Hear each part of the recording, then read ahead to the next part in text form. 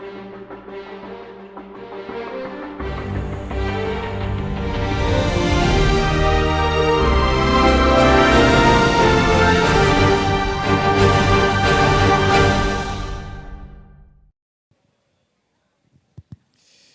buenas noches, iglesia, ¿cómo están? Bienvenidos. Tenemos en esta noche, queremos compartir y hacer de esta noche un tiempo especial donde nos disponemos a responder, comentar, recrear en cierto sentido la ocasión de la época, lo que celebramos, tener algunas preguntas, algunas inquietudes. Y desde ya nos encomendamos al Señor para que sea una noche donde podamos ser edificados. Amén. Así que acompáñenme a orar juntos. Señor, te damos gracias. Venimos delante de ti, reconociendo que toda dádiva y don perfecto proviene de ti. Y que nuestros días han sido orquestados, preparados, conforme a tu propósito. En esta noche, Señor, te queremos dar gracias por traernos a este lugar una vez más. Un lugar que tú nos has dado por gracia, donde podemos congregarnos, reunirnos, ser edificados por tu palabra, el uno con el otro, disfrutar de la bendición que es cuando habitamos juntos y en armonía. Te pedimos, Señor, que en esta noche no sea la excepción. Hoy traemos un tema para discutir, conversar, y todo tiene que iniciar y desarrollarse y terminar contigo. Así que desde el principio queremos disponer nuestra mente y nuestro corazón enfocadas en el autor y consumador de nuestra fe, aquel que nos ha traído a este lugar y aquel que por medio de su Espíritu vive en nosotros. Te pedimos, Señor, que tu palabra pueda en esta noche también ser clarificadora para muchas cosas, enriquecedora. Señor, y algunos aspectos que traen confusión, quizás controversia, que puedan ser aclarados, que podamos ser edificados. Gracias por cada persona que está aquí, que ha tomado el tiempo para llegar. Sabemos que es una fecha de muchos compromisos, otros no están. Señor, y quizás para otros el tema no es tan relevante para estar aquí, pero aquí estamos los que tú has querido que estén. Y queremos que los que estamos aquí podamos gozarnos en la comunión de los santos, aun cuando discutimos temas como este. Con más razón si tienen que ver con la venida del Salvador a este mundo. Así que gracias por el pastor Miguel, su disposición a responder y aclarar las inquietudes. Dale sabiduría y discernimiento para responder conforme a tu verdad. En el nombre de Jesús. Amén y amén. Pues aquí estamos, hermanos. Esta es una fecha que para muchos es quizás la fecha preferida, favorita del año. Yo creo que si hago una pregunta abierta, una encuesta, ¿cuál es la época que más disfruta en el año? ¿Cuál es su época de año preferida? Vamos a ver. Navidad. Diciembre, Navidad, y hay muchas razones por las cuales muchos de ustedes o todos pueden responder Navidad. Algunos pueden decir, bueno, y si vamos desde los más niños, pueden decir, bueno, porque es la época de los regalos, donde nos hacen regalos. Otros pudieran decir, bueno, porque es una época donde tenemos vacaciones. Como en mi caso, además de muchas cosas, porque el clima se torna más agradable, para los que no nos gusta el calor. Bueno, porque la familia se reúne, porque podemos compartir. Hay mucha gente que dice, bueno, porque comemos bueno, hay mucha comida buena, porque hay doble sueldo. En algunos países se le llama aguinaldo, porque recibimos mayores ingresos. Y todo eso, en un cierto sentido, no hay nada pecaminoso y es bueno, pero no es el foco, el centro del tema o de la ocasión. Y aunque podemos celebrar estas cosas y disfrutar estas cosas, yo creo que es oportuno que, siendo nosotros la iglesia, columna y sostén de la verdad, podamos, si bien disfrutamos la coinonía con la familia, si bien disfrutamos la buena comida, si bien disfrutamos la provisión de Dios a través de un ingreso adicional, si bien podemos tener días de descanso, si bien podemos disfrutar del clima agradable, no podemos perder de vista cuál es el propósito de la ocasión. Y de esa manera queremos comenzar en esta noche. Más que hablar de los regalos y demás, hablemos de lo que la palabra de Dios nos revela con relación a en esta época. Y esta época lo que celebramos es el nacimiento de Jesús. El Evangelio de Lucas nos trae una narración de este acontecimiento. Sabemos por la palabra de Dios en Lucas 2 que José y María fueron convocados por medio de las autoridades y toda la población debido a un censo que fue promulgado. Tuvieron que viajar al lugar de donde ellos pertenecían, a Belén, a la ciudad de David, por ser la casa de José. Y en ese lugar, mientras ellos estaban dirigiéndose allá, es cuando se cumple, dice el texto, se cumplieron los días de su alumbramiento. María estaba encinta, estaba embarazada de Jesús, y dice versículo 7, y dio a luz su hijo primogénito, lo envolvió en pañales y le acostó en un pesebre, porque no había lugar para ellos en el mesón.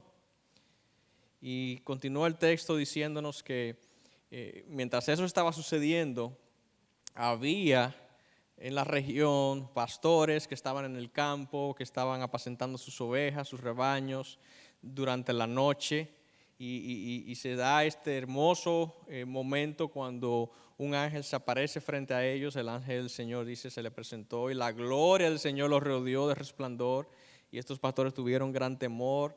Pero el ángel les dijo: no temáis, porque he aquí os traigo buenas nuevas de gran gozo que serán para todo el pueblo.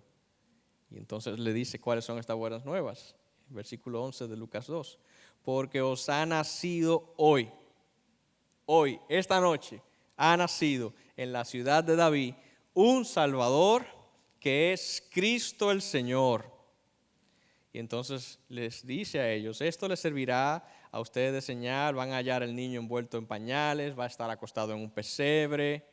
Y de repente dice la palabra de Dios que se apareció una gran multitud de los ejércitos celestiales, alabando a Dios y dando gloria a Dios y cantando y proclamando: gloria a Dios en las alturas y en la tierra paz.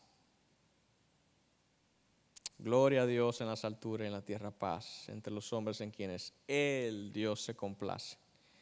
Y bueno, cuando los ángeles se fueron, dice que los pastores fueron al lugar y en efecto encontraron al niño acostado en pañales, envuelto en pañales, acostado en el pesebre. Vieron a José, vieron a María, y ellos testificaron de las cosas que vieron y escucharon de los ángeles. Y María se maravillaba de estas cosas, y dice el texto que ella lo atesoraba en su corazón. Y los pastores, al comprobar que lo que los ángeles le dijeron fue cierto, entonces alabaron y glorificaron al Señor. Entonces, esto es lo que nos revela la palabra de Dios, Pastor Miguel, y ahí queremos comenzar. Lo que sucedió esa noche. A veces pensamos en lo que significa para nosotros, lo que significó para María, para José, para los pastores, pero quisiéramos irnos un poquito más arriba en la ecuación, si pudiéramos decirlo. ¿Qué significó para Dios en el plan de Dios el cumplimiento de esta promesa? Que el Salvador había llegado, la encarnación de la segunda persona de la Trinidad. ¿Qué significó para Dios Padre, Dios Hijo, Dios Espíritu Santo en todo su plan este evento de la encarnación que hoy celebramos y que Lucas nos relata en este capítulo 2? Bueno, el pueblo de Israel tenía cientos de años esperando un Mesías.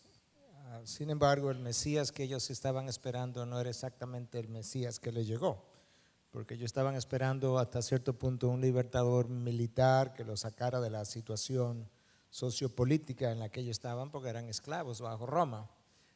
Pero esto era un anuncio que se había hecho de que vendría este Mesías. De hecho, tan temprano como en Génesis 3:15, donde se habla de que la simiente de la mujer le aplastaría la cabeza a Satanás y que Satanás le heriría en el calcañar, para hacer referencia al momento de la cruz, donde Cristo es herido, pero Cristo resucita al tercer día, y con su resurrección, pues obviamente terminó aplastando la cabeza de Satanás. Y eso es un anuncio temprano de que esa segunda persona de la Trinidad, el anuncio más temprano. De hecho, ese texto de Génesis 3:15 es llamado el protoevangelio. O sea, no es anterior al evangelio que nosotros conocimos, pero es el primer anuncio de que un Salvador vendría. Entonces el pueblo de Israel está en espera de esto y de repente los ángeles se aparecen a los pastores, como mencionaba el pastor Luis, le están haciendo el anuncio de que esto que era tan esperado había llegado.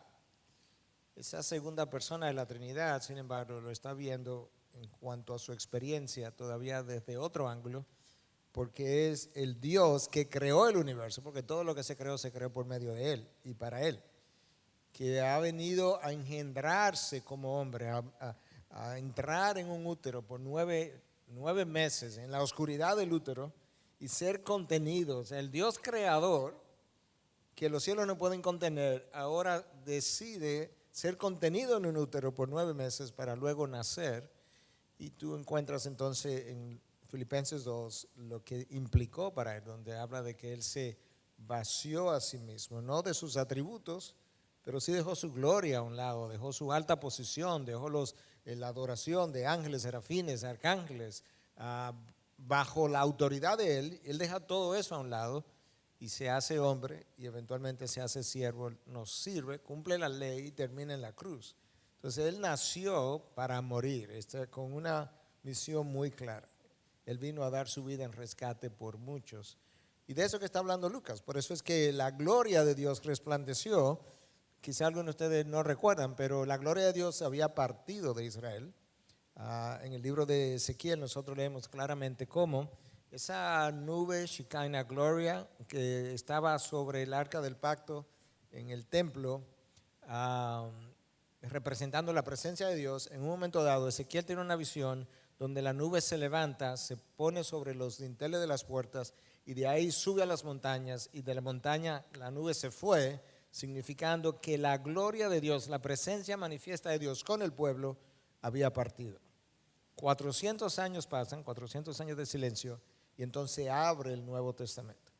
Y cuando el Nuevo Testamento abre con el regreso de la gloria de Dios, porque Jesús había nacido. De manera que eso es un hecho trascendental y digno de ser recordado y celebrado cuando tú piensas que por 4 siglos la gloria de Dios, la presencia manifiesta de Dios se había ido. Y 400 años después está de regreso. Y regresó para nuestra salvación. Por eso es que esta noticia tan extraordinaria de los ángeles para los pastores, que le ha nacido, yo vengo a traerle buenas nuevas de salvación, lo que ustedes esperaban, que quizá no conocían, pero esto es lo que ha llegado hoy.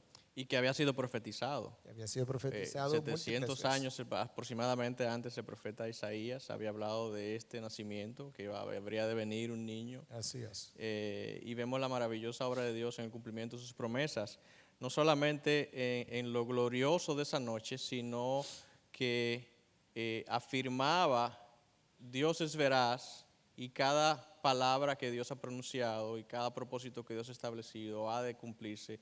Como dice más adelante, en la plenitud de los tiempos vino nacido de mujer. El ni un Salvador. Día antes ni un día después. Ni un día antes ni un día después. A propósito de ni un día antes ni un día después, ha habido, sabemos que decimos la historia se partió en 2, antes de Cristo, después de Cristo. Pero cuando pensamos en la plenitud de los tiempos y calculamos los tiempos, algunos estudiosos han establecido de que ese tiempo no necesariamente es el tiempo que nosotros pensamos que es hoy. En otras palabras, Cristo no nació en el año 1 o en el año 0, como entendemos nosotros, sino que probablemente nació 2 o 3 o 4 años antes de lo que nosotros tenemos en nuestro calendario. O 6. O 6. Entonces, ¿a qué se debe esa diferencia y esa falta de precisión en el calendario que nosotros tenemos hoy, que se cuenta, y eso que la palabra llama de la plenitud de los tiempos? Bueno, Herodes, el gran Herodes, ¿verdad?, de que habla la palabra, que ordenó la matanza de los niños, murió en el 4 antes de Cristo. De manera que cuando Cristo nace, Herodes estaba vivo y él murió en el 4 antes de Cristo. Entonces, si murió en el 4 antes de Cristo, cuando Cristo nace, Herodes estaba vivo, entonces él debió haber nacido quizás en el 5 o el 6. Antes de Cristo. Antes de Cristo. ¿Qué es lo que ocurre? Hubo un mal cálculo hecho en los años 600 y tanto con el calendario, y tratando de ajustar unos días. Recuerden, nosotros tenemos los famosos años bisiestos, pero eso existe en nuestro calendario para ajustar una diferencia que existe año tras año en lo que es la rotación de la Tierra alrededor del Sol. Entonces, ¿cómo se ajusta eso? Agregándole un día a febrero. Pero en ese ajuste que se quiso hacer en los años 600, se hizo un mal cálculo y se estableció el calendario como comenzando con el nacimiento de Cristo como el año cero. Pero en realidad, con toda probabilidad, Cristo nace en el año 5, 6, 7 antes de Cristo, conociendo que Herodes, claramente establecido, murió en el 4 y Herodes estaba vivo. Entonces, eso es de tal forma que Cristo no muere entonces en el año 33, como nosotros pensamos, sino que murió unos años antes. ¿Por qué? Porque nació 5 o 6 años antes de lo que nosotros pensábamos muchos años atrás que había nacido. Pero eso está claro hoy en día y no creo que ningún académico piensa que nació en el año cero. De manera que eso no está sujeto a discusión. O sea que usted, hermano, tiene aproximadamente 4, 5, 6 años más de lo que usted cree que tiene. ¿Ah? Uy. No. ¿Más? Bueno, porque el año cero comienza como en el 6 Correcto, antes de Cristo, entonces correcto. tiene menos. Ah, bueno. Por lo menos yo me veo así en el espejo. Bueno. Pero volviendo al relato bíblico de Lucas, vemos que María va acompañada de José y vemos que María estaba encinta, estaba embarazada. Conocemos por el relato bíblico también que María era virgen y ella fue puesta encinta, estuvo embarazada por obra del Espíritu Santo. ¿Cómo es que se da esa concepción de María? ¿Cómo es posible que, siendo ella virgen, pueda estar gestando un bebé en su interior si no hubo una participación masculina? Conocemos por biología, cómo vienen los niños en otra de la cigüeña, ¿verdad? Sabemos que se debe producir la unión del óvulo con el espermatozoide para poder concebir, pero si no hubo tal concepción, porque José no participó, ¿cómo es que se da esto? Y María de repente, siendo virgen, queda encinta. Muchos se han hecho esa pregunta, pero en realidad no hay dificultad en responderla cuando tú piensas que Dios creó a Adán sin un óvulo y sin un espermatozoide, porque no habían progenitores para Adán y Eva lo que tuvo salió del mismo Adán. De manera que en lo que Dios todo puede hacer, estaba tratando de buscar otra palabra, pero Dios Todopoderoso puede hacer cualquier cosa. Si pudo crear a Adán y Eva sin que necesariamente hubiera un hombre previo y una mujer previa, pues no debe ser difícil concebir que Dios pueda usar el óvulo de María para que fuera verdaderamente un ser humano y que el aporte que José no hizo, pues Dios lo hiciera para completar entonces la composición genética de Jesús como ser humano. Yo creo que esa es la mejor forma de explicarlo. Es como la pregunta aquella de que si Adán tuvo ombligo o no tuvo ombligo. Porque se supone que es el cordón umbilical que te han cortado cuando tú vienes del vientre de una madre, pero Adán no salió del vientre de una madre, entonces no creemos que él tuvo ombligo. ¿Cómo lo iba a tener si no tuvo cordón umbilical? Entonces yo creo que tú puedes ver fácilmente cómo el Dios creador pues hizo este milagro. Bueno, a propósito de eso, Dios el creador, que de la nada hizo todas las cosas. Exacto. ¿Habría algo imposible para Dios? Exactamente. Realmente no existe tal cosa. El texto dice que ellos iban, para continuar con eso de la concepción, vemos, aunque no está en la lectura que hicimos, pero vimos que el ángel, Dios envió a su ángel para anunciarle a José acerca de esta obra milagrosa que Dios estaba haciendo en María y que no la rechazara, que la mantuviera, que no la dejara. ¿Cuál era el temor? ¿Cuál era la práctica? ¿Cuál era el riesgo que había ahí en esa situación? José estaba comprometido para casarse con María y de repente María aparece embarazada. ¿Cuál era la situación, el peligro que había ahí, que el ángel tiene que venir a José? Claro. Bueno, en esa época similar a lo que se hace hoy, que la gente se compromete y a partir de cuando se compromete, como que hay una fecha de casarnos y todo eso. En la antigüedad, en el primer siglo, había un periodo de un año. No es simplemente como hoy en día que tú te comprometes y te casas después que te comprometes 6 meses después, 9 meses después, 3 años después. No, esto era un año, es un año de compromiso, lo que en inglés se conoce como betrothal. Y es romper ese compromiso, era prácticamente equivalente a un divorcio. Entonces no era tan fácil como hoy en día nosotros rompemos un compromiso. Durante ese periodo se supone que tú no estás teniendo relaciones con tu esposa. Y José sabía que no había tenido relaciones con María. Y María de repente está embarazada. Entonces lo más lógico era en ese primer siglo que la mujer fuera repudiada públicamente y se diera a conocer que esta mujer es impura. Pero José era un hombre justo, dice la palabra, y no quería avergonzarla. Entonces iba a tratar como de apartarla secretamente. Y tuvo que recibir una visitación del ángel Gabriel a mostrarle, a enseñarle que lo que María tenía en su vientre había sido obra del Espíritu de Dios, para que él pudiera entender eso. Entonces el texto dice que José no la conoció hasta después que ella dio a luz. La palabra conoció ahí es un eufemismo, es una palabra bonita para hablar de algo que en un momento dado culturalmente no era tan aceptable. Por eso que Pablo dice, refiriéndose a la muerte, los que duermen en Cristo, es un eufemismo. Los que se murieron, eso es lo que el texto está diciendo, y que murieron en Cristo. Pero suena más bonito decir los que durmieron en Cristo.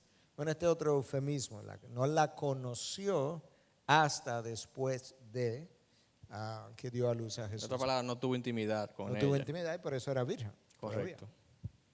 Correcto.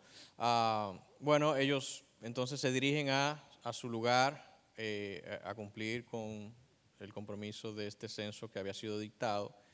Y dice que él era de la casa de David, José, y por eso iban a Belén. Pero entonces también viene una pregunta de algunos de los hermanos que escribieron relacionado a esto. Dice, si José no participó poniendo, ¿verdad?, sus genes en la concepción, ¿cómo puede seguirse la genealogía para cumplirse la palabra de que Jesús sería descendiente de David? Porque habla de que José era de la casa de David. Pero si José no era el padre biológico de Jesús, ¿cómo es que Jesús es descendiente de David?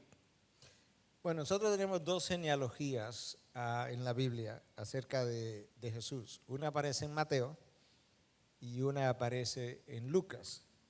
El interés de Mateo era mostrar a Cristo como descendiente de Abraham, porque con Abraham es que comienza el pueblo judío. De manera que ahí es donde comienza la genealogía de Cristo en Mateo. Y dice que Cristo era hijo de Abraham, o sea, descendiente de hijo de David.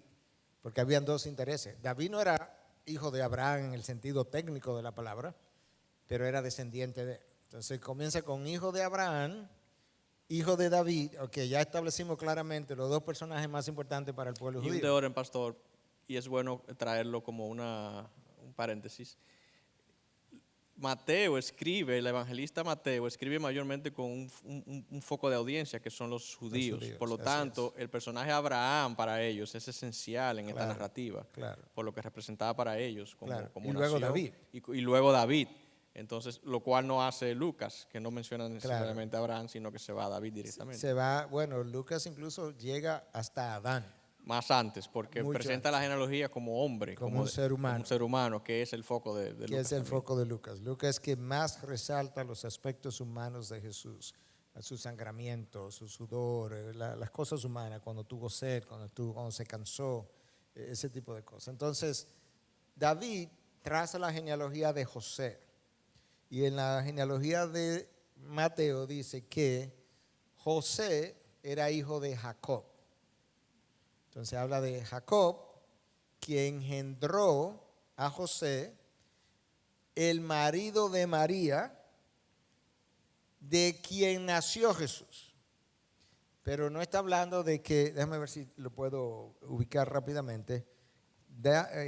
Mateo claramente muestra cómo María es la madre de Jesús, pero José no es el padre de Jesús, para luego hablar de la otra genealogía. Necesito los lentes porque ya con los años los ojos van necesitando ayuda. Mateo 1, versículo 16. Jacob engendró a José, el marido de María, de la cual nació Jesús, llamado el Cristo. De manera que Mateo deja claramente que Jesús nació de María, pero no está diciendo que José engendró a Jesús. Entonces la genealogía de José es, cuando tú la ves entera, es trazada hasta Abraham y pasa por David. La genealogía de Lucas es la genealogía de María. Entonces, ¿qué es lo que Lucas hace? Lucas traza la genealogía de María, pero el personaje que aparece antes de María dice que Elí era el padre de José, o sea, engendró a José, que parecería como una contradicción, porque Mateo dice que Jacob engendró a José.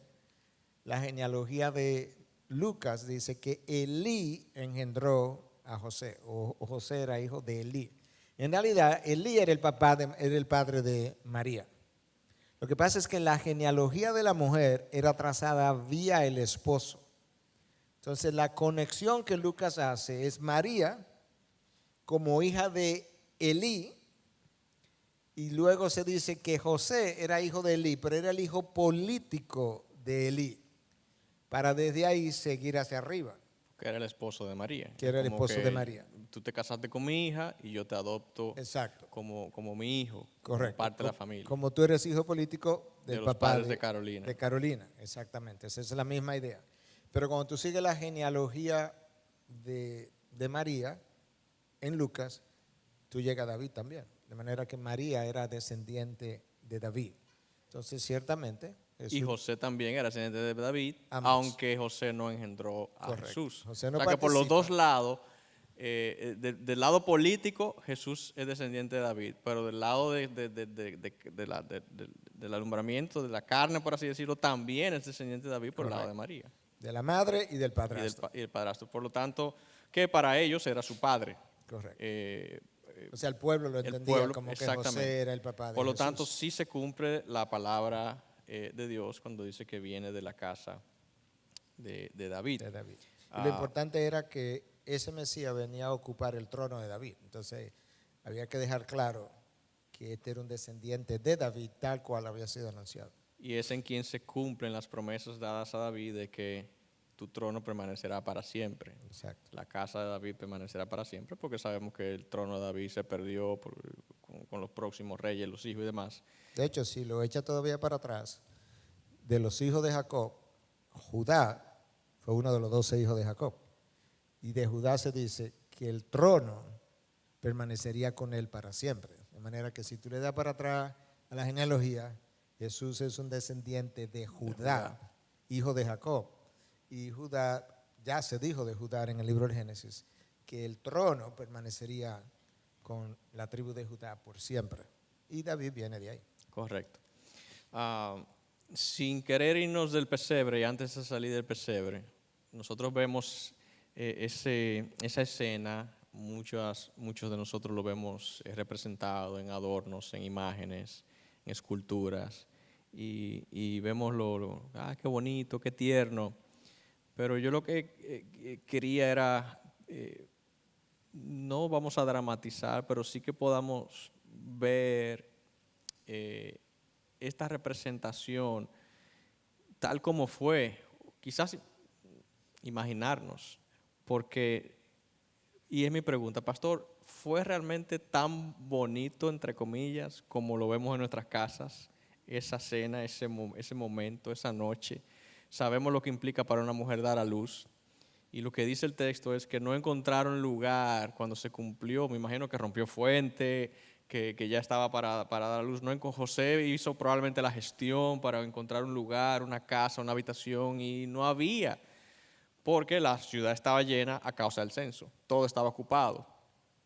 Y lo que apareció fue, bueno, ahí hay un establo. Entonces, como médico, habiendo participado en partos, conociendo lo que significa eso, realmente fue tan bonito esa escena del pesebre. Bueno, de romanticismo ahí no había nada, honestamente. Pero yo creo que hay un símbolo, algo simbólico significativo aquí, de que no había lugar para Jesús en toda la ciudad para nacer. De la misma manera que hoy en día Jesús tampoco encuentra lugar en el corazón de la mayoría de los hombres. Y yo creo que ahí había un simbolismo detrás de todo eso. Entonces, en esa época la gente pedía posada y las casas eran pequeñas. Entonces, no es que te voy a invitar adentro de la casa necesariamente porque la mayoría de la gente no tenía espacio. Entonces, él invitaba a pasar a algún lugar fuera, que en este caso es como el establo donde estaban los animales.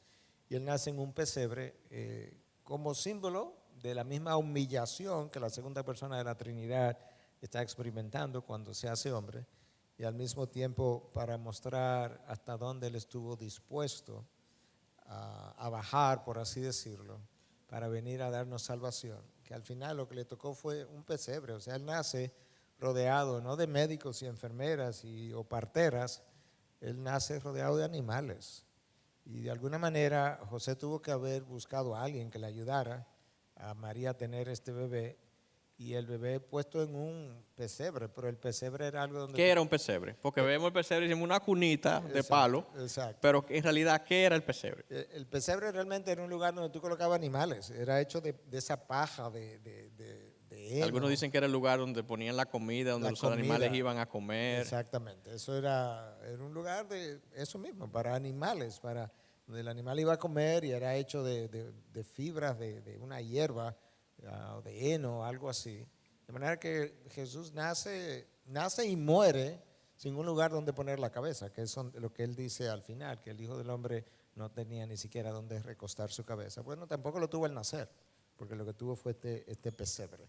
De manera que fue una noche, yo me imagino, dolorosa y difícil para María y José, humillante para la segunda persona de la Trinidad y simbólica de que realmente él se hizo pobre en todo el sentido de la palabra. Dejó su gloria, pero en el sentido material también fue pobre a la hora de nacer, porque no había nada, no había simbolismo de riqueza en lo más mínimo que adornara su nacimiento. Y nació en Belén accidentalmente, pero realmente diosidencialmente, porque Miqueas 5:2 anunció que él iba a nacer en Belén. Sin embargo, ellos no vivían en Belén, es simplemente que tuvieron que trasladarse a Belén por el censo, porque era de ahí donde ellos habían nacido. Entonces el censo causa que la profecía de Miqueas 5:2 se cumpla, lo cual es extraordinario, porque si Dios tiene que mover cielo y tierra para que hasta un censo haga que María tenga que trasladarse embarazada para que se cumpla la profecía,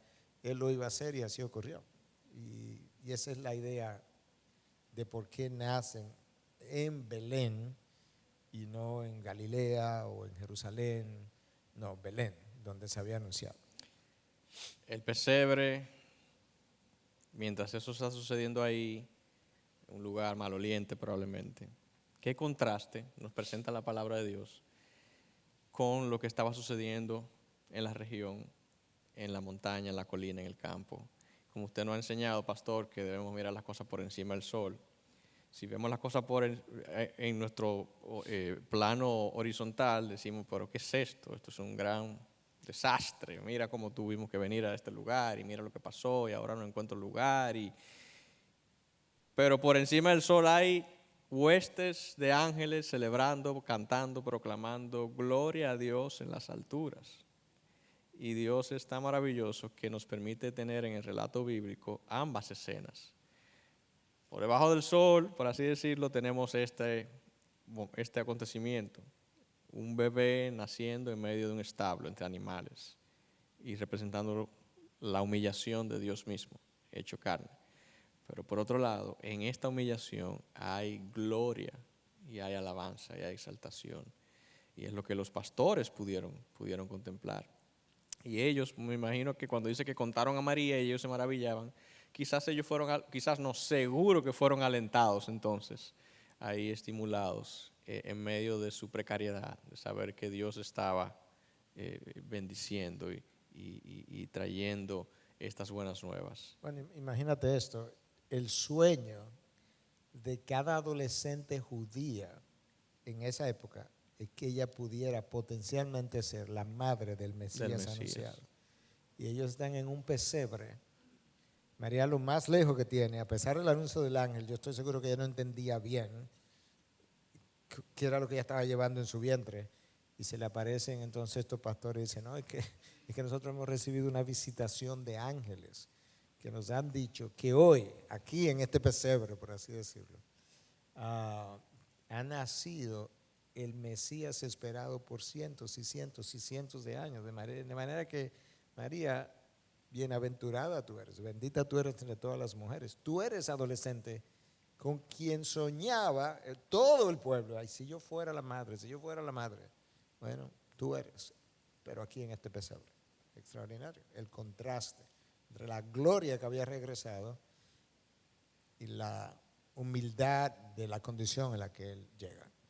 Tenemos este niño que nace, dice el texto, continúa diciendo que luego pasa ahí a que a los 8 días fue circuncidado para cumplir con la ley. Pero hay una historia hermosa cuando vemos que Jesús va a ser presentado en el templo. Tenemos a este personaje que está esperando la aparición de este famoso Mesías. 2 personajes. Bueno, pero uno de ellos que confirma que este es el ungido, el enviado.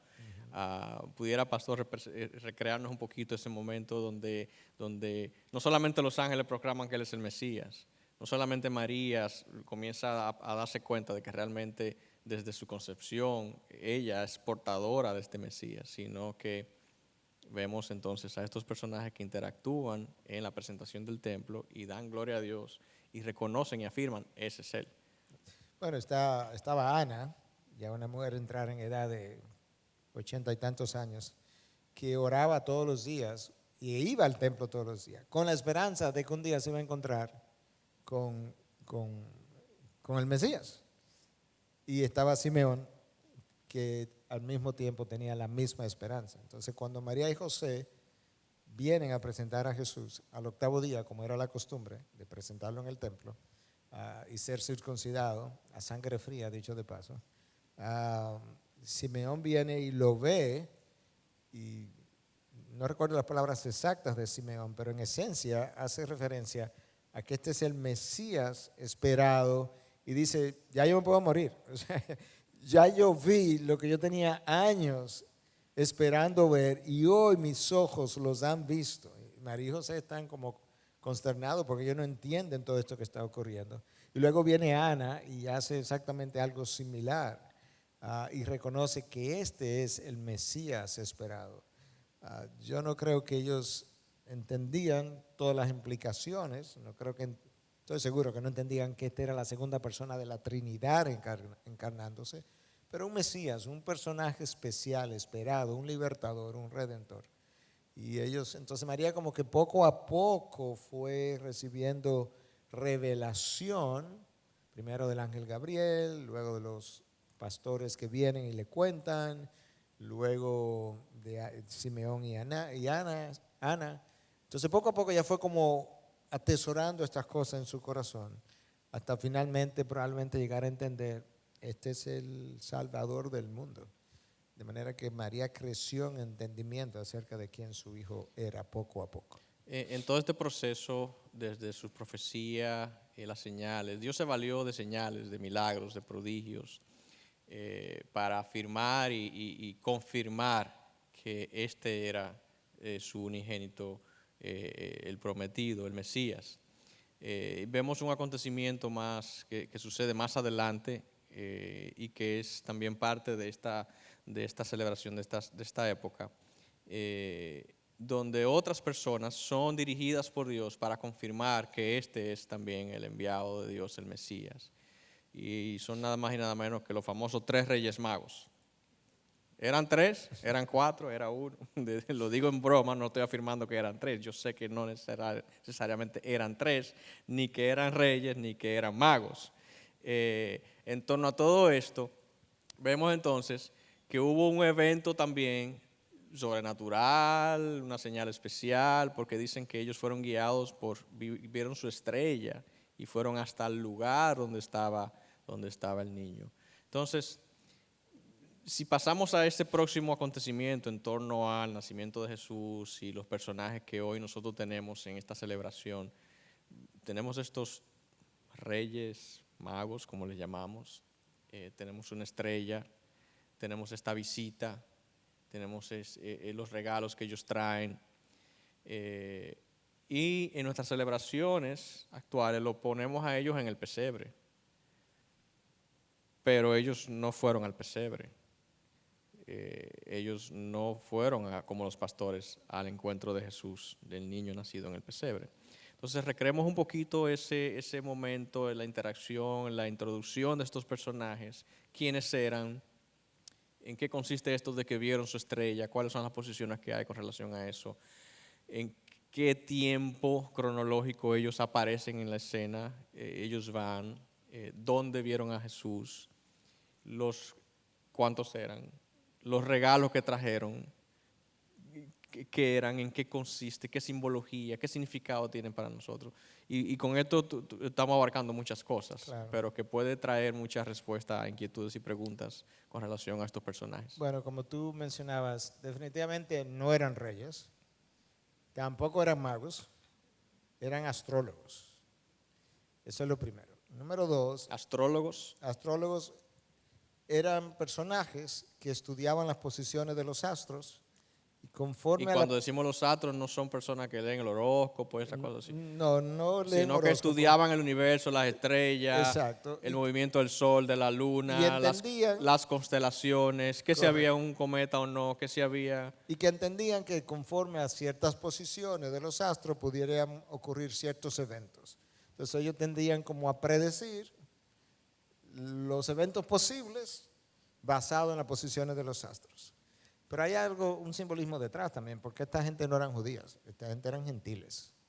De manera que... Y dentro de los gentiles se sabe exactamente si eran, de dónde vienen. Bueno, se hablaba del Oriente y el Oriente probablemente, cuando habla del Oriente, es realmente el Oriente. Entonces, el Medio Oriente es Israel y esa área Palestina.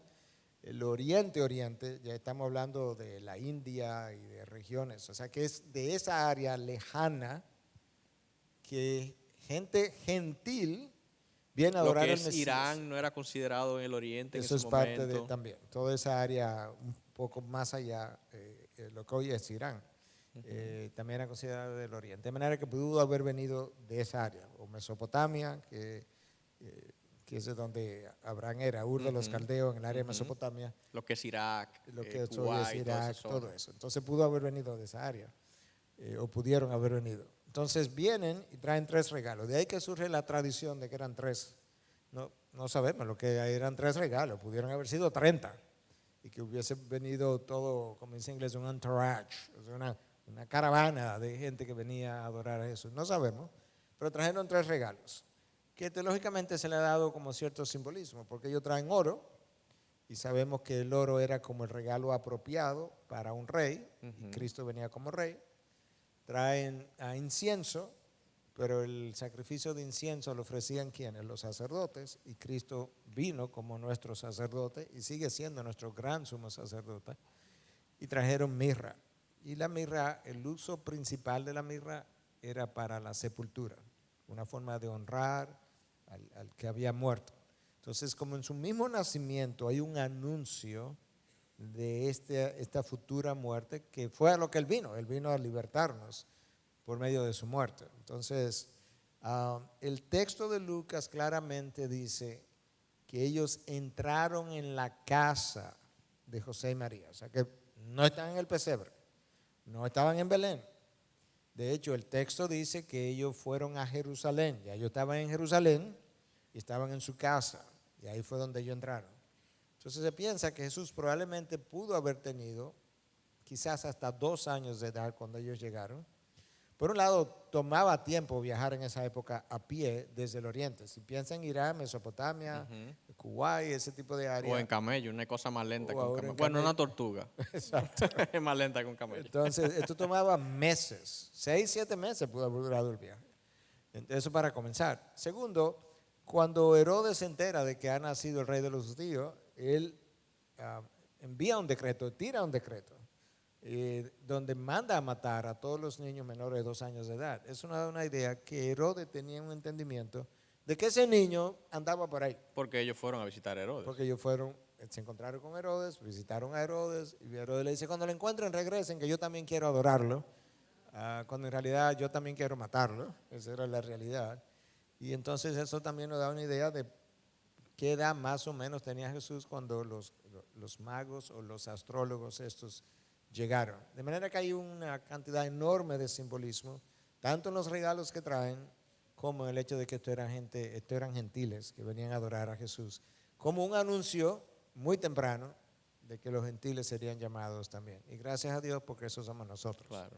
Entonces, ¿Y la estrella? bueno, la famosa estrella. La estrella de Belén. La estrella de Belén.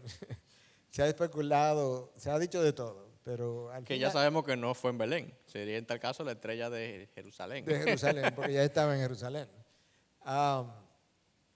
Algunos han pensado que pudiera ser un cometa, pero no, porque un cometa cuando tú lo ves te dura 2 o 3 días, donde tú lo ves y tampoco va lento ahí para llevándote hasta llegar a Jerusalén. Esa no es la manera como los cometas se mueven, pero eso es una de las especulaciones. La siguiente es, y esta era una idea de Kepler. Kepler fue aquel científico que describió que la órbita de los planetas no era circular, sino elíptica.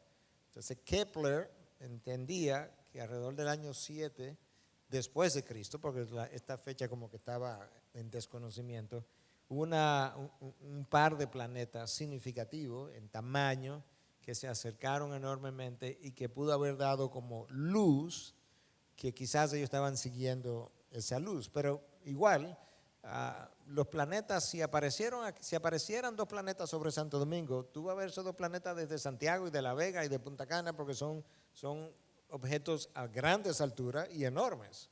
Entonces, eso no sería como una buena especulación tampoco, que eso sería una luz tan clara que te lleve hasta donde está la casa del Mesías.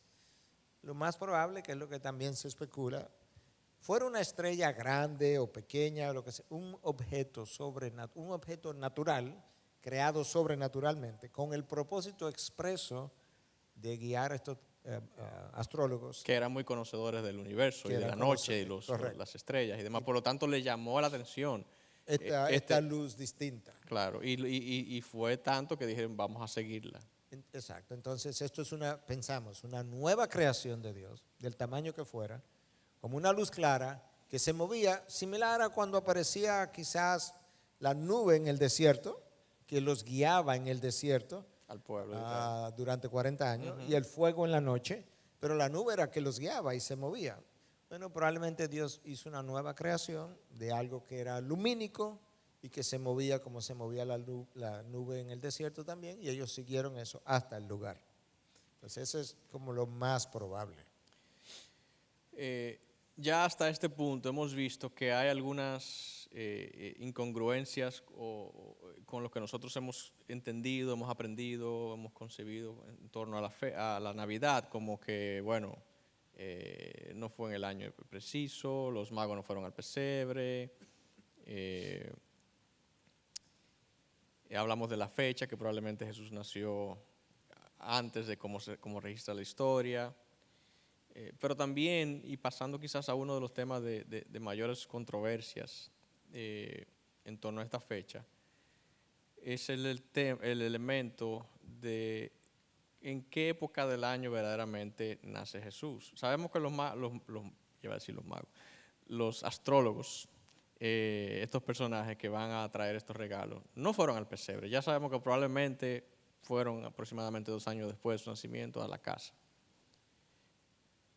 Pero el suceso de Lucas que leímos, el alumbramiento de Jesús, la aparición de los ángeles a los pastores en esa noche, está claramente establecido ya que no fue un diciembre, porque es imposible que los pastores estén apacentando su rebaño en la colina en diciembre, porque en Israel hace frío. Y hay algunas regiones donde en ocasiones hasta puede caer nieve.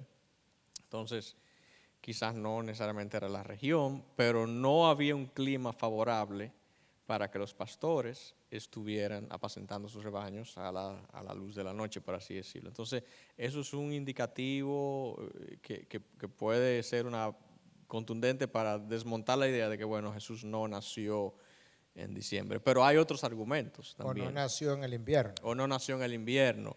Decimos diciembre considerando que es la fecha de invierno, al menos. Que se celebra hoy. Correcto, al menos del Ecuador hacia el norte, del globo terráqueo.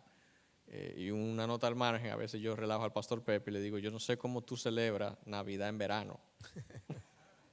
Porque en todo el cono sur, para ellos esta época es verano. Y yo le dije, ¿tú sabes lo que es eso? Celebrar Navidad, poner arbolito, con un calor que nos estamos muriendo todos juntos, como que eso no pega. Pero bueno, es una nota jocosa ahí. Pero entonces, ¿cuándo nació Jesús? ¿En qué época del año se entiende que nació Jesús? Bueno, la mayoría de los académicos está de acuerdo que Jesús probablemente nació entre marzo y junio, aunque algunos han especulado que pudiera ser tan tarde como septiembre, pero la mayoría está entre marzo y junio. Y eso es basado en cálculos, observaciones hechas a partir de la descripción de Lucas, de cuándo es que María queda embarazada, de cuándo es que Elizabeth la visita, estando ella en el 6º mes, y dándole para adelante al calendario 9 meses a partir de cuando ese embarazo de María se da, y que probablemente esos 9 meses iban a caer, dependiendo de cuando María haya quedado exactamente embarazada, pero marzo, abril, mayo o junio. Eso es como más o menos universalmente aceptado hoy en día. Y obviamente la celebración de diciembre tiene toda su historia, que podemos hablar de eso, pero está claro que Jesús no nació en diciembre. Claro que eso no hay ni siquiera que discutirlo. Y mucho menos un 25 de diciembre. Entonces la pregunta, si está claro que, la próxima pregunta más bien, y que es una de las inquietudes que más abundan entre el pueblo de Dios. Si Jesús no nació en diciembre, y está claro, entonces ¿por qué celebramos el nacimiento de Jesús en diciembre? Y para añadir, ponerle picante a la pregunta, y cuando más sabemos que lo que sí se celebraba en diciembre, en la época que nosotros estamos celebrando el nacimiento de Jesús, eran fiestas paganas. Entonces, esta controversia de que si no nació en diciembre, ¿por qué celebramos diciembre? Y cuando caemos en cuenta, bueno, pero es que en diciembre entonces se celebraban fiestas paganas, se adoraban a dioses paganos. ¿Por qué esta asociación? ¿Por qué esta unión de estas fechas? Bueno, lo que se hacía en diciembre realmente, lo que se celebraba, era una fiesta llamada Saturnalia. La fiesta de Saturnalia se celebraba el 25 de diciembre. ¿Y quiénes lo celebraban? Los paganos. Entonces, Saturnalia era una fiesta y adquirió su nombre en honor al dios pagano Saturno, que era el dios de la agricultura. Entonces, ¿cuál es la conexión del dios de la agricultura con todo eso? Bueno, el 21 de diciembre era el solsticio de invierno, o es, porque no ha cambiado eso. Solsticio de invierno, 21 de diciembre 21, es el día donde la noche es más larga y las horas del día son más cortas, del año entero. A partir del 22 de diciembre, el día comienza a alargarse y la noche comienza a cortarse. Que algo opuesto sucede en 21 de junio. Nosotros tenemos un solsticio de verano. De verano, que entonces tenemos un solsticio de primavera también. Que es cuando el día es más largo, el 21 de junio, y la noche más corta. Exacto. En primavera hay un solsticio también, pero que está calculado con un año, con un mes lunar, y eso es lo que hace que la Semana Santa cambie de año en año, porque se calcula, los 40 días de la cuaresma se calculan en base a ese otro calendario lunar, que no es el calendario solar que nosotros seguimos. Pero bueno, entonces el 21 de diciembre, ese era el día de la noche más larga, y el día más corto. En el paganismo, en la mitología, se entendía que el dios Sol se había estado debilitando. Entonces, de repente, al día siguiente, el dios Sol como que comienza a cobrar fuerza.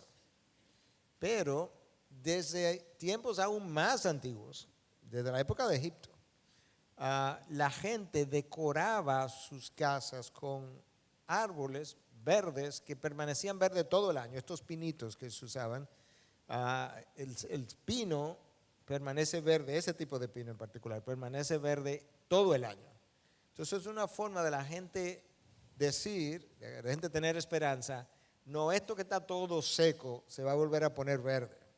Entonces la gente traía esos pinos, ese tipo de pino a sus casas y hacía adornos con ellos como una manera de recordar de que el Dios Sol, que se va a fortalecer de nuevo, va a hacer reverdecer todo otra vez. Entonces en el año 325 más o menos, Constantino sube como emperador, bueno, subió antes, pero el 325 él proclama la religión cristiana como oficial del Imperio Romano y él tiene el deseo de comenzar a cristianizar símbolos paganos. Y entonces él, o más que cristianizar símbolos paganos, cristianizar toda una cultura, toda una cultura. región. Sí, una buena observación. Y para hacer eso comenzó a cambiar cosas paganas como por cosas cristianas.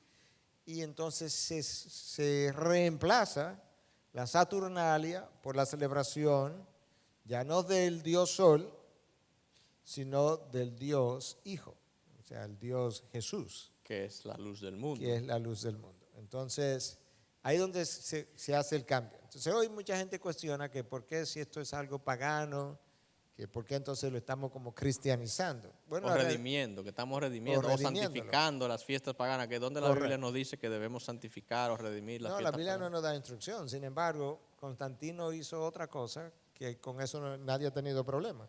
Es que tomó templos paganos y se los regaló a la iglesia. Y las iglesias comenzaron a reunirse en edificios que antes eran templos paganos. Entonces él como que cristianizó los templos paganos para darle otro uso. Bueno, él hizo lo mismo con esta fiesta. Él quiso darle a esta fiesta otro uso, que ya no iba a ser el Dios Sol, sino la luz del mundo, Cristo. Y ahí comienza más o menos la celebración del nacimiento de Cristo en diciembre. La realidad es que hay gente que cuestiona esto y condena esto. ¿Sabe? Nosotros tenemos que ser lo suficientemente maduros para ni siquiera condenar a esa gente y simplemente aceptar que hay gente que no quiere celebrar la Navidad por lo que representó antes, el tiempo, la Saturnalia.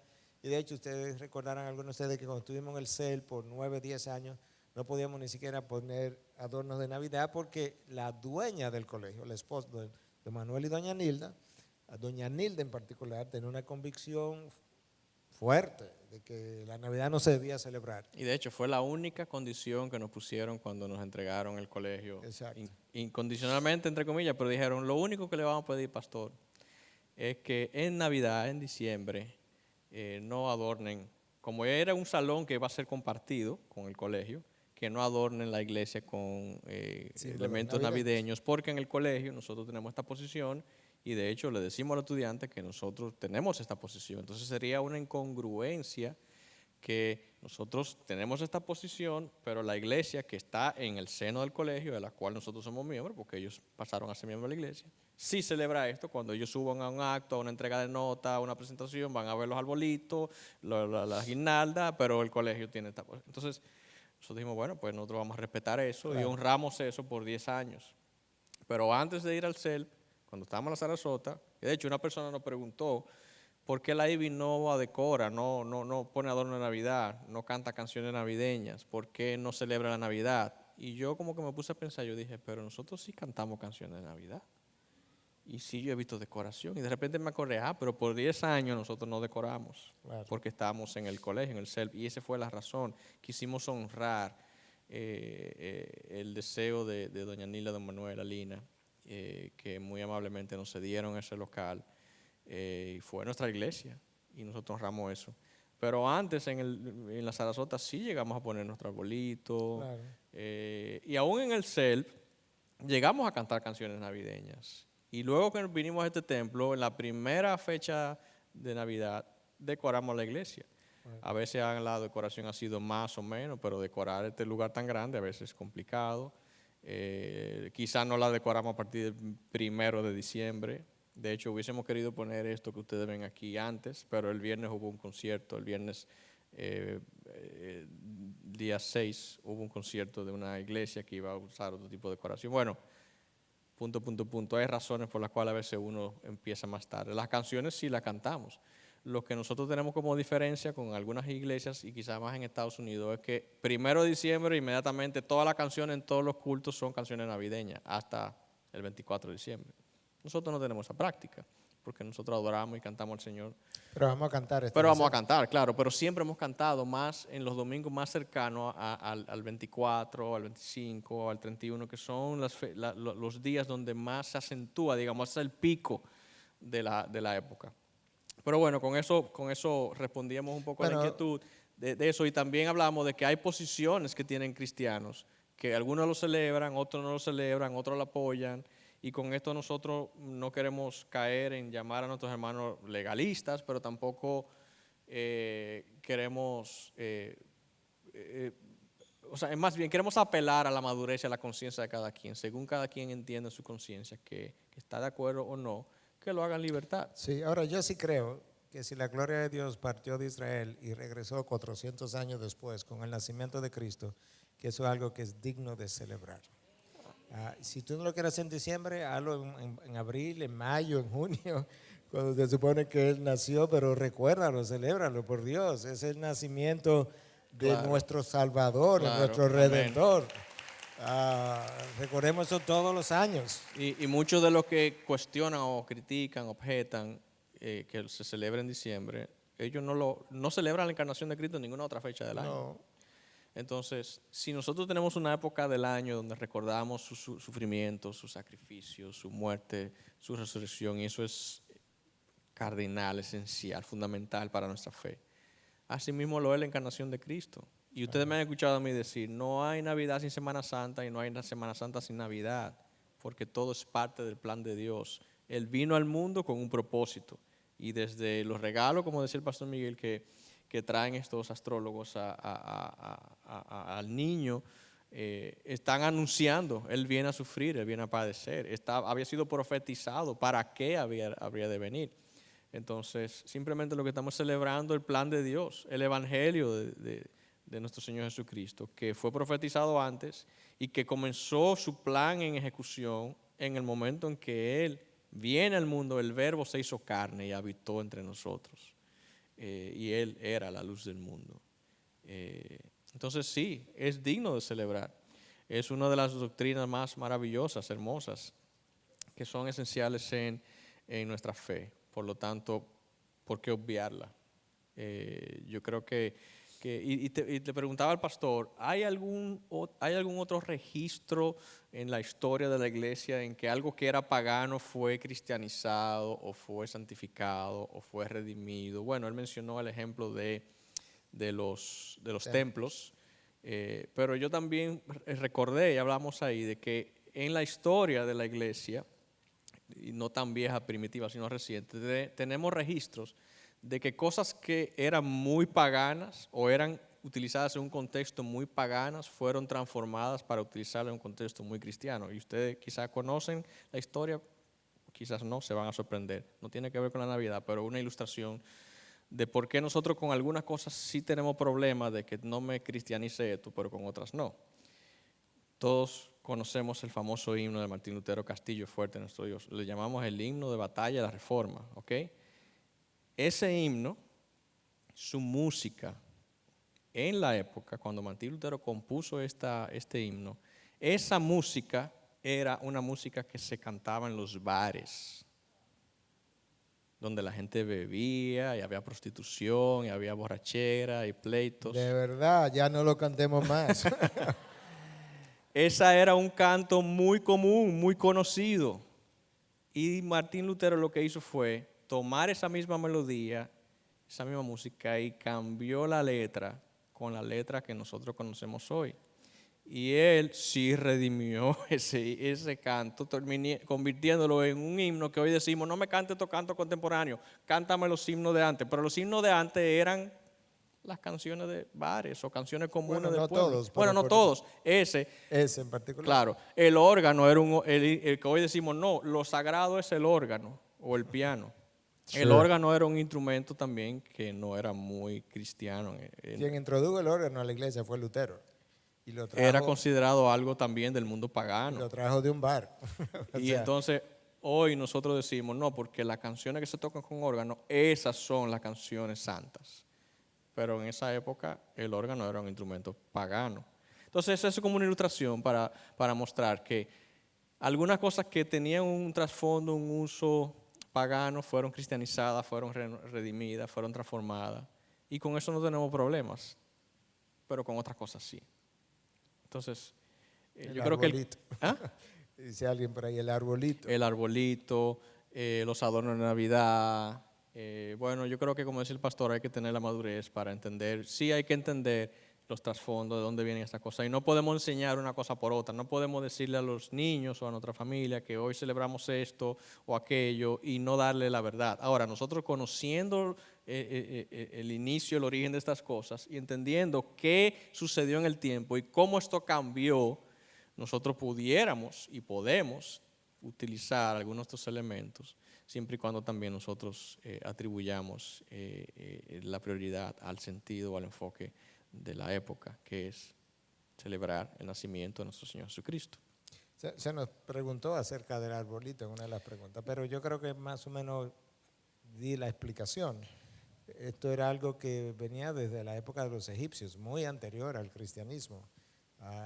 Este árbol, que se conserva verde todo el tiempo, era usado para decorar las casas como símbolo de lo que explicamos, de que en el paganismo este dios sol que se celebraba había perdido fuerza, pero que ahora en la primavera todo iba a reverdecer de nuevo, y este arbolito representaba eso, representaba como la esperanza de que todo cobraría verdor otra vez, y la gente lo traía dentro de sus hogares.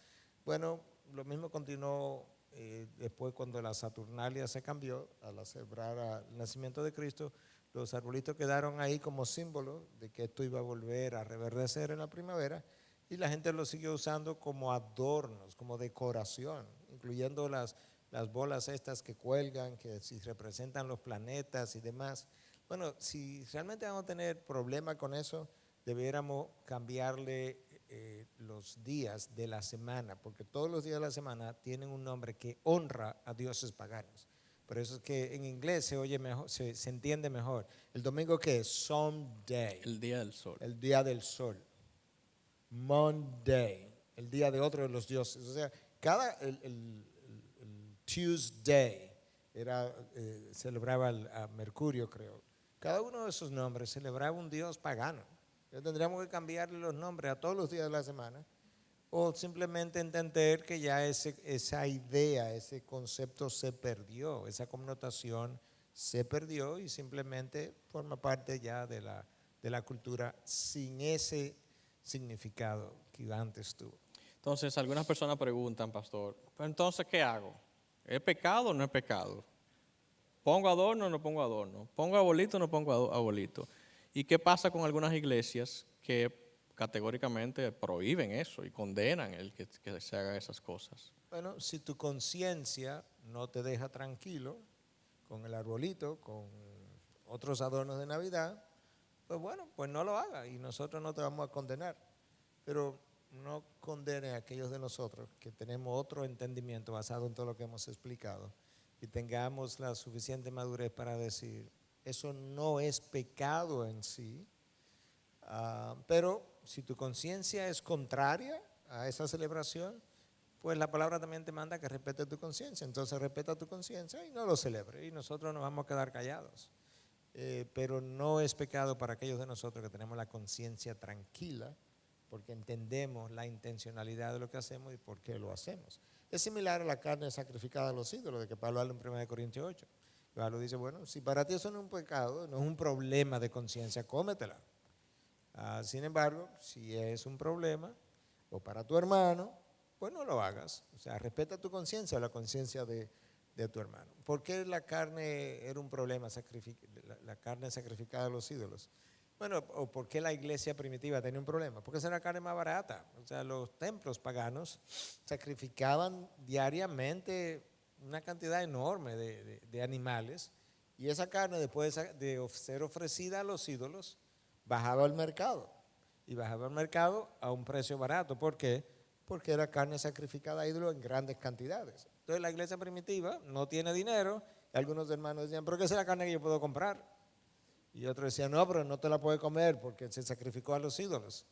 Pablo decía, si tú no tienes problema, ve y cómprala y cómetela. Si tu hermano tiene problema, entonces no te la comes enfrente de tu hermano.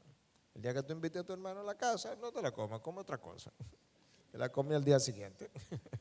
Esa es la idea, o sea que tenemos que tener madurez para saber cómo manejar estas cosas. Amén. Al principio decíamos que esta es una fecha muy preferida por muchos de nosotros, y yo creo que, usted no me deja mentir, yo creo que los que dentro de nosotros, los que más prefieren esta fecha son los niños, porque están de vacaciones y ellos reciben sus regalos. Si te portas bien, entonces te deja, y viene entonces la próxima pregunta. ¿Te portaste bien para que Santa te deje? Entonces las personas preguntan, bueno, ¿por qué celebrar la Navidad y hacer del personaje de la Navidad este señor que puede ser muy bonito y demás? Pero ¿quién es Santa Claus? ¿Es pecado celebrar la Navidad y utilizar a este personaje? ¿Quién fue Santa Claus? Debemos nosotros decirle a los niños quién fue Santa Claus, porque en la televisión, en el colegio, en todos los lugares, ellos le enseñan. Mi niña más pequeña va a ir a su colegio, que está en el preescolar, y va a ir este viernes. Santa is coming, dice, es el día Santa Claus va a ir al colegio. Entonces, ¿a qué edad le podemos enseñar a los niños quién es Santa Claus? Porque ciertamente como es una fecha importante de mucha atención para ellos, debemos como cristianos, como padres, esforzarnos por enseñarle a los hijos, a nuestros hijos, cuál es el sentido de la Navidad, y es lo que hemos venido hablando desde el principio, enseñarle el concepto de la encarnación de Cristo. Pero el elemento de Santa Claus, ¿quién es Santa Claus? Algunos dicen Papá Noel. Alguien puso una respuesta ahí jocosa que dice, ¿quién fue que te dejó? Papá no es. Es papá, no él, no Santa Claus. Como que quien te deja es papá, no él, Santa Claus. Entonces, hablemos un poquito en los minutos que nos quedan sobre este personaje que ha venido a robarse el show la Navidad. Chao. Bueno, todo eso está envuelto en toda una mitología y fábulas y una serie de cosas. Pero hubo un personaje real en el siglo IV de nombre Nicolás. Y Nicolás, hay toda una historia. Nicolás tenía unos padres, la mamá de Nicolás quería que él fuera sacerdote, el papá no quería. Ambos se enfermaron de la peste bubónica, la peste producida por una bacteria que se llama Pasturella pestis, y se murieron. Entonces, cuando ellos se mueren, el hijo ahora como que siente la libertad de poder ser lo que su mamá quería que él fuera. Y entonces él es hecho sacerdote a los 19 años. Y posteriormente se murió el obispo del área. El área corresponde a una región de Turquía, donde él nació y vivió. Entonces a él lo hacen obispo. Y cuenta la historia que él como obispo y sacerdote era muy generoso y regalaba cosas, y que frecuentemente regalaba cosas anónimamente, que la gente no sabía ni siquiera quién eras. Posteriormente, entonces eso adquiere otra connotación completamente diferente con la religión de los Celts, yo no sé cómo se traduciría, que sea celtas en español, que tenían toda una mitología súper extraña. Y entonces hay otro personaje que es el que evoluciona a ser el personaje de Santa Claus, probablemente en los años 1600 en Holanda. Bueno, lo que evolucionó a ser el Papá Noel, por así decirlo. Luego en Alemania eso coge fuerza en el siglo XIX. Y en Estados Unidos es donde nace como el personaje que nosotros conocemos como Santa Claus, como tal, con ese nombre. Realmente nace en Estados Unidos como tal.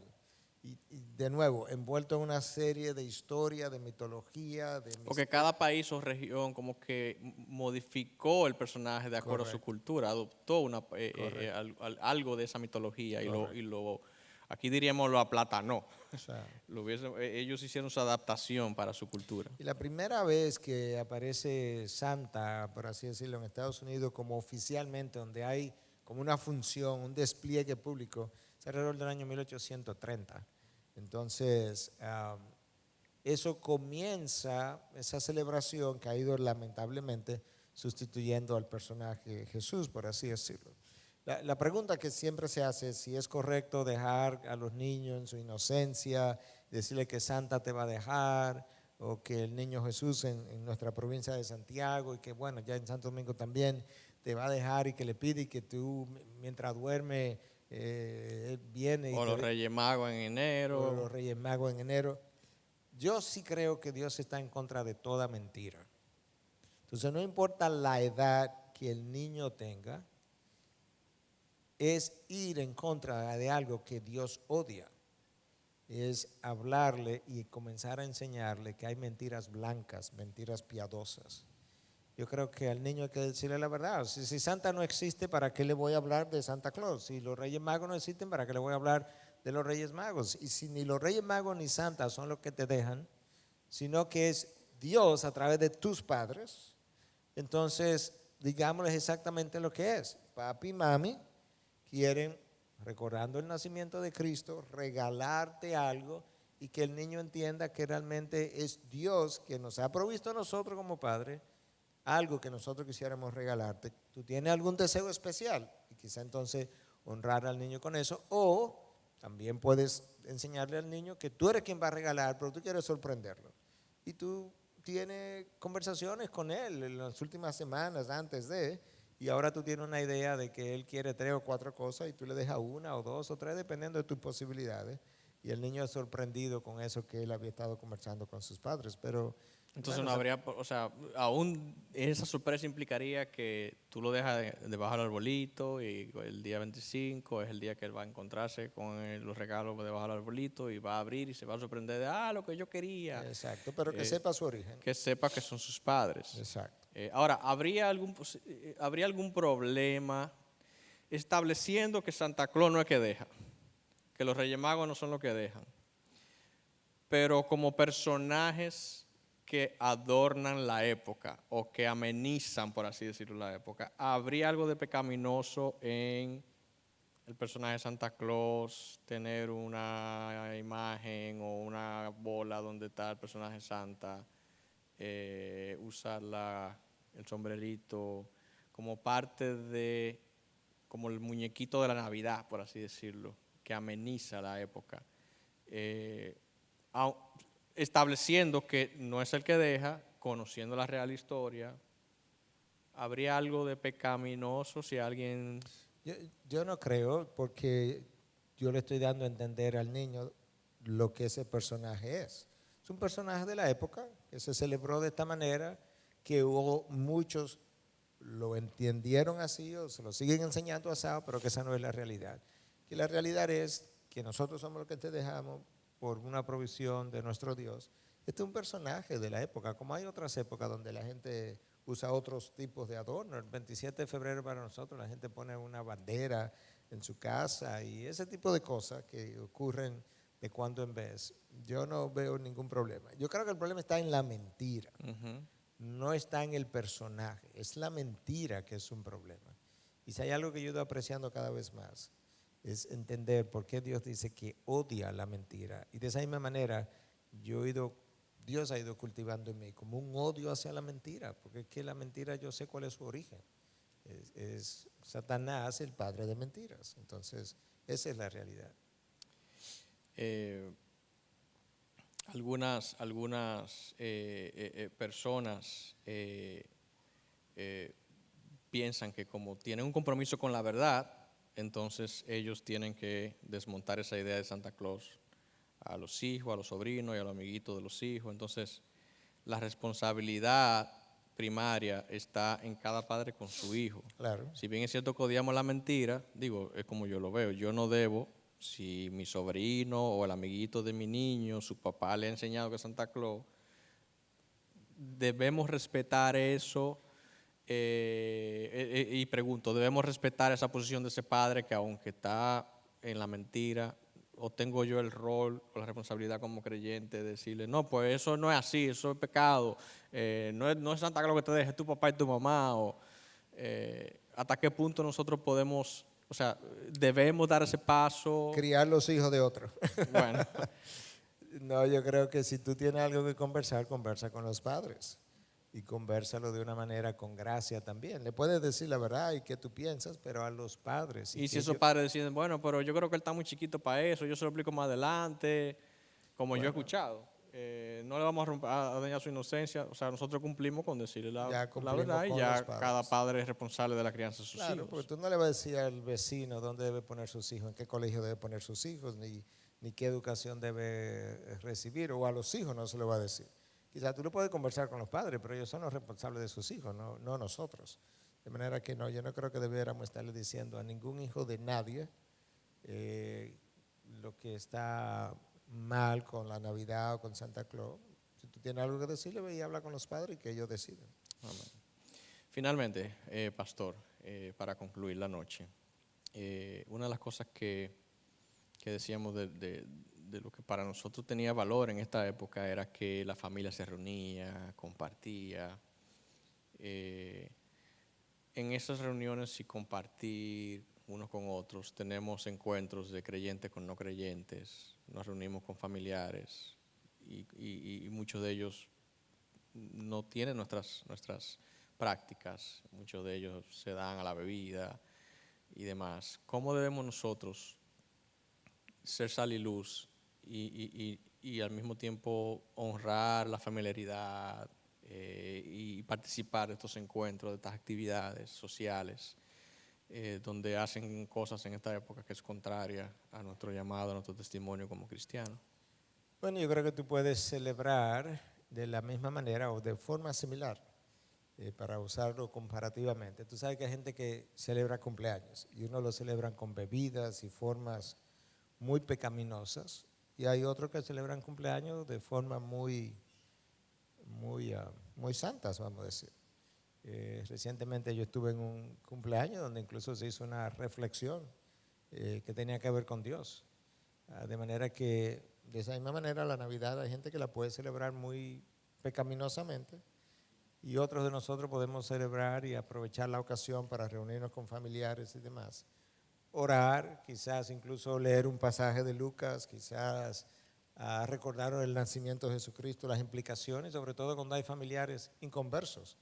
Entonces yo creo que hay formas de tú celebrar en compañía de tu familia, e incluso de usarla hasta como cierta evangelización o pre-evangelismo hasta cierto punto, si tú lees la historia y explica un poco las implicaciones que tuvo el nacimiento de Cristo. De manera que creo que hay una forma santa de agradar a Dios para celebrarla, definitivamente. Y es un tiempo donde mucha gente está de vacaciones, entonces como que aprovecha el tiempo que no tienen muchas veces el resto del año para juntarte con tus familiares y amigos, y trata de ser una luz en medio de la oscuridad. Amén.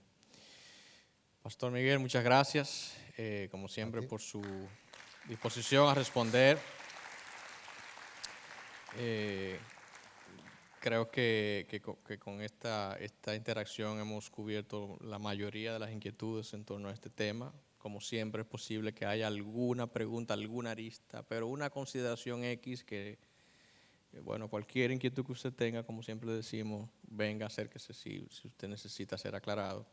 Y el objetivo de estas interacciones es poder traer un poco de madurez, discernimiento y ayudarle a usted a crecer en la madurez también no solamente de conocimiento, sino en su conciencia para lidiar con las diferencias que existen entre un creyente que opina de una manera, un creyente que opina de otra, y cómo podemos enriquecernos el uno con el otro. ¿Alguna palabra final, algún consejo final, alguna exhortación final alusivo a la época? Alguien decía, bueno, en esta época la gente finalizando el año, si bien es cierto que es una época muy alegre, otros comienzan a ver lo que no logré, lo que me propongo lograr para el año que viene.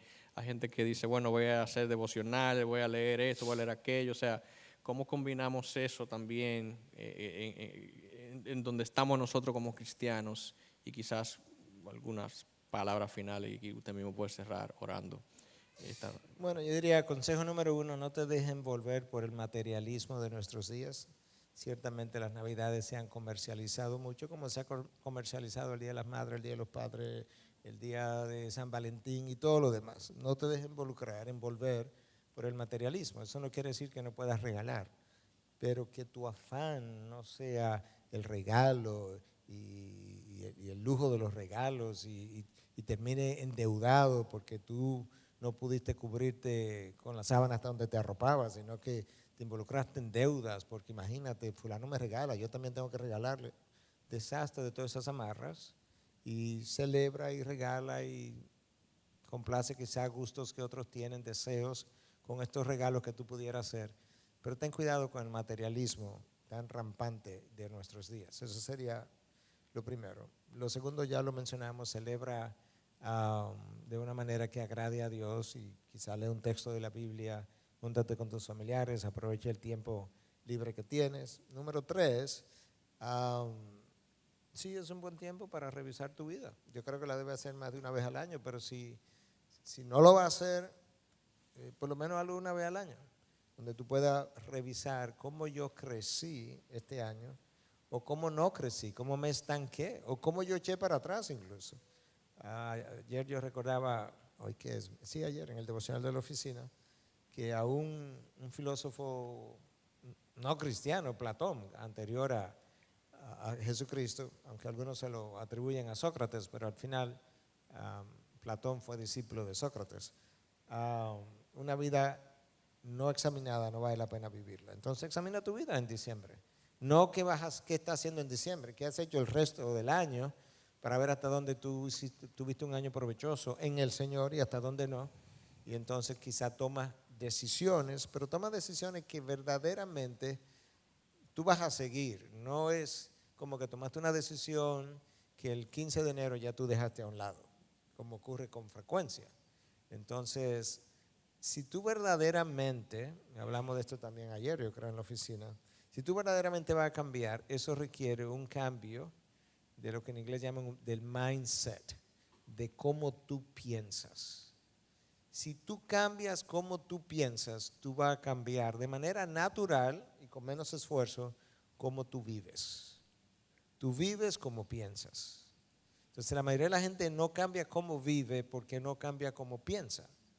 Entonces esto es un buen tiempo para tú reflexionar y tomarte una o dos áreas de tu vida donde tú has pensado de una manera y donde tú decides cambiar esa forma de pensar y vivir consecuentemente a partir del otro día, del día siguiente, de esa manera, y tú vas a cambiar. Yo hago eso varias veces al año y yo te puedo decir que varias veces al año hay un cambio en la forma de pensar en alguna área de mi vida, fruto de la examinación, donde al otro día, literalmente, yo comienzo a vivir diferente. Eso pudiera ser, bueno, hay una lista de ejemplos que yo pudiera darte, pero en fin, esto es un buen tiempo para hacer eso y tomar decisiones que en enero yo voy a comenzar a hacer o a vivir de esta manera. Van a pensar en los matrimonios. Esposos, hagan un cambio de su forma de pensar y conviértanse, piensen, a partir del 1 de enero, yo voy a ser el líder espiritual en mi casa que no he sido. Quizás tú dices, bueno, pero ya yo creo que estoy liderando. Bueno, pues conviértete en un mejor líder espiritual. Por eso dije, el que no he sido. Si he sido 0, pues comienza en 1. Si he sido 5, pues súbelo a 6, súbelo a 7, súbelo a 10. Leí algo en las redes hoy que decía, si tú no lideras tu casa espiritualmente, ten por seguro que Satanás lo hará. Vete al jardín del Edén y ve a ver si no fue así. Cuando Adán no lideró a su esposa, Satanás lo hizo. Si tú no lideras a tus hijos, ten por seguro que Satanás lo hará. Entonces eso es 1.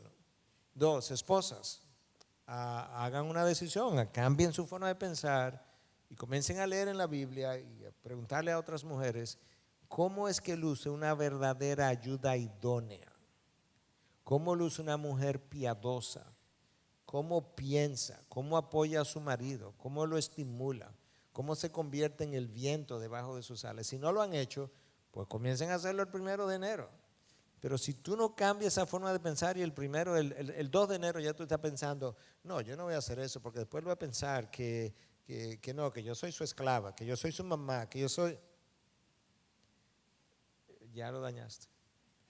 O sea, lee en la Biblia, habla con mujeres piadosas y pregúntale que te enseñen cómo luce una mujer piadosa y di, este año 2020 va a ser el año donde yo me voy a convertir verdaderamente en la ayuda idónea que Dios quiere que yo sea. Y luego tomen la decisión con relación a sus hijos también. Este es el año donde yo voy a tratar de enriquecer a mis hijos espiritualmente de una mejor manera.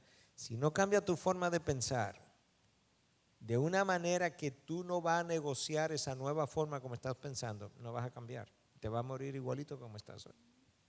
Entonces, yo sé que en Navidad uno no quiere que lo, ¿cómo se llama eso? Reprimand, Lo reprendan o que lo te sermoneen. reprendan o te confronten, pero yo creo que cualquier día es bueno para enseñarme la verdad y recordarme la verdad. Amén.